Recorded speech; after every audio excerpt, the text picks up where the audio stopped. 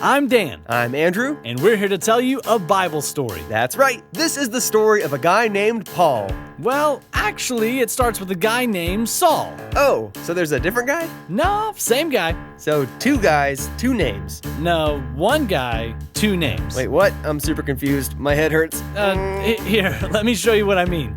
A long time ago, there lived a man named Saul. Hey, he looks nice. What's up, Saul? Want to hang out sometime? Catch a movie? Grill some burgers? I don't think you want to do that. Saul wasn't really a good guy. What, did he litter, double park all the time? No, you see, Saul didn't believe in Jesus, and he hated anyone that did. He traveled around searching for anyone that followed Jesus, and if he found anyone, he'd throw them in jail. Wowza, that's pretty rough. Looks like we're not hanging out anytime soon, Saul. No burgers for you, amigo. But one day, something amazing happened. Jesus himself appeared to Saul. Whoa, like the Jesus? Yeah, man. Saul was traveling down the road when all of a sudden, a blinding light filled the sky and knocked Saul to the ground. Jesus called out to Saul and said, "Saul, why are you hurting the people that follow me?" Oh man, I bet Saul was totally wigging out. Time to pay the bill, homie. Zabam! You just got straight up judged, son. No. That's not what happened at all. Saul was so affected by Jesus showing up and talking to him that he did a total 180. He got born again and he started following Jesus. Hey, that's awesome. And since he was a totally different person now, the first thing he did was change his name. He used to be Saul, but his new name was Paul. Ah, so that's why there's two names in the story. Gotcha. Okay, that's really cool and all, but is that the whole story? I mean, it just seems kind of short. No way. Paul's story is just getting started. After he got saved, he had a new mission. He would travel around preaching the good news about Jesus, healing people, starting churches, and getting people saved. Yeah, way to go, Paul. And after a while, he set a goal. There was one person in particular that Paul really wanted to share Jesus with. Someone that can make a huge impact if they were born again. Batman.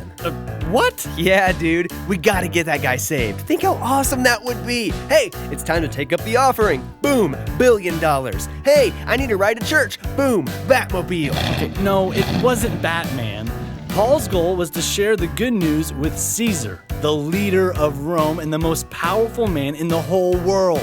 Whoa, that's cool. But as he traveled around, he kind of ran into some problems. You mean like he got stuck in traffic a bunch? Yeah, that construction will get you. It's brutal. Not really. One day, Paul was preaching in a city when all of a sudden, an angry mob grabbed him, dragged him out of the city, and threw him in the dirt. Whoa, why did they do that?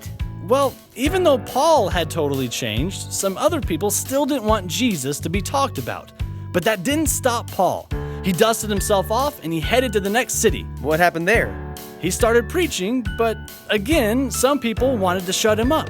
This time they grabbed him, beat him up, and threw him out of the city. Again? Man, what did he do after that? He picked himself up and he kept on going.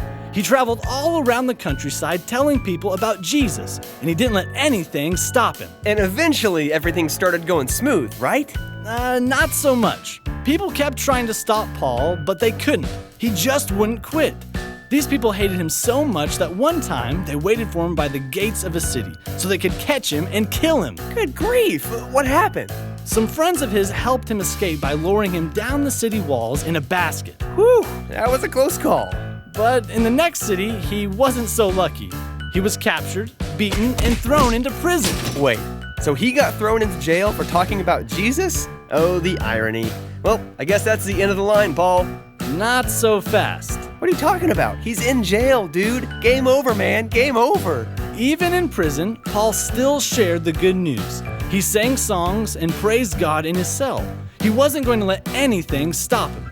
And then that night, while he was praising God, something amazing happened. He was up for parole. No. A huge earthquake shook the entire prison. His chains broke and the doors rattled off their hinges. He was free! Oh, awesome. So what happened after that? He picked up right where he left off, and he headed off to the next city. You gotta be kidding me. Okay, so obviously he's been through a lot, but surely things evened out after this. No more bad stuff, right? Wrong. He was sailing across the sea when one day a huge storm picked up. For days, the wind and waves pounded the boat until it crashed into a reef and started to sink. Paul jumped into the water and swam for the shore. Whew, another close call. Just glad he made it to shore, glad he's finally safe. Then he got bit by a snake. What? Come on, man, are you serious? While he was building a fire, a deadly viper latched onto his hand and it wouldn't let go. Oh boy, well, it's been a good run, but looks like it's the end for Paul. I don't think so.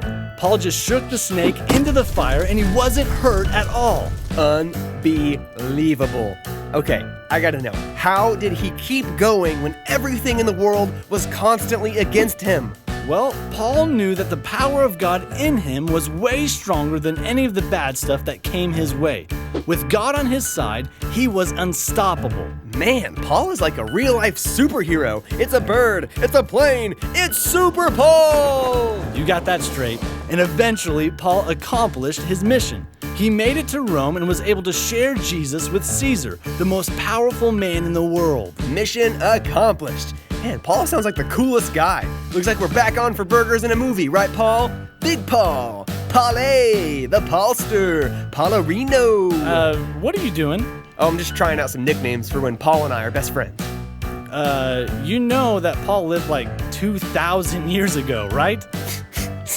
Yes, of course I know that. I'm just gonna use my time machine. Okay, for the last time, you cannot use your time machine. Oh yeah? Try and stop me. All right, that's the story of Paul. The end. Oh man, really got me good there.